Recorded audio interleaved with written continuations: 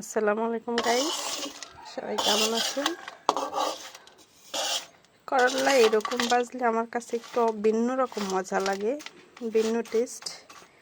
এরকম মশমশা করে ভাজি করলে তে আমি দিয়েছি পেঁয়াজ, কাঁচামরিচ, তেল, লবণ, অন্য কিছু দিইনি, চিংড়ি মাছ ইউজ করিনি, এটা ইউজ করছি।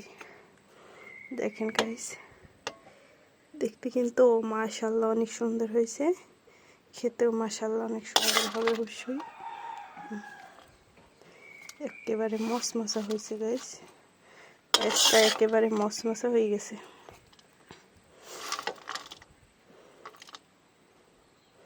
আমার কাছে অনেক ভালো লাগে করলা ভাজি, আপনাদের কার কাছে কেমন লাগে জানাবেন।